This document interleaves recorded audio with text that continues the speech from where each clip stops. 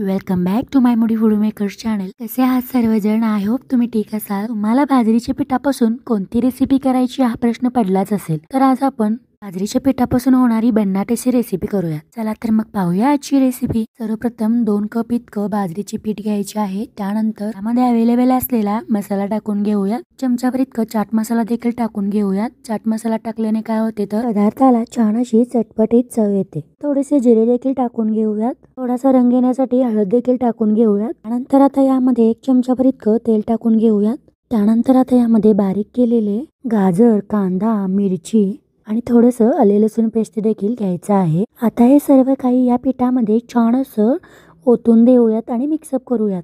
हे सर्व काही छान असं मिक्सअप करूयात। मिक्सअप करत असताना पाण्याचा वापर अजिबात करायचा नाही। छान असं मिक्सअप झाल्यानंतर आता यामध्ये 2 चमचाभर इतकं लाल तिखट टाकून घेऊयात। लाल तिखट टाकून झाल्यानंतर आता यामध्ये चवीनुसार नमक देखील टाकून घेऊयात।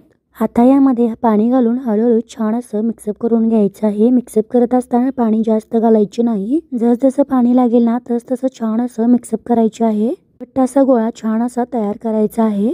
आपण चपाती भाकरीला पीठ मळतो ना, अगदी तशाच पद्धतीने पीठ मळायचं आहे। बघा, अशा पद्धतीने छान असं पीठ मळायचं आहे आणि एक गोळा घ्यायचा आहे।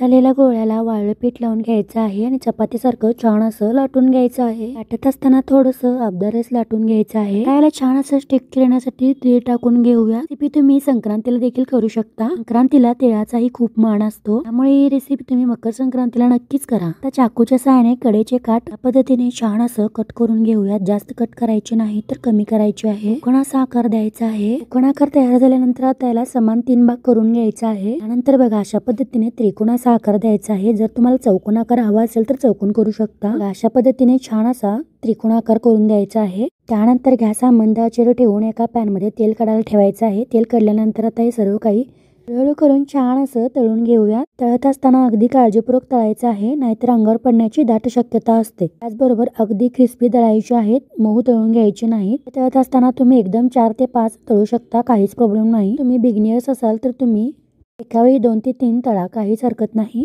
अशा पद्धतीने छान असं सोनेरी रंगावर आणि क्रिस्पी तळून घ्यायचे आहे। कशी वाटली तुम्हाला माझी आजची रेसिपी ती मला नक्कीच कमेंट बॉक्स मध्ये कळवा। आणि हा चॅनल मध्ये नवीन असाल तर चॅनलला नक्कीच सबस्क्राईब करा। पर्यंत खात राहा आणि आनंदी राहा। धन्यवाद।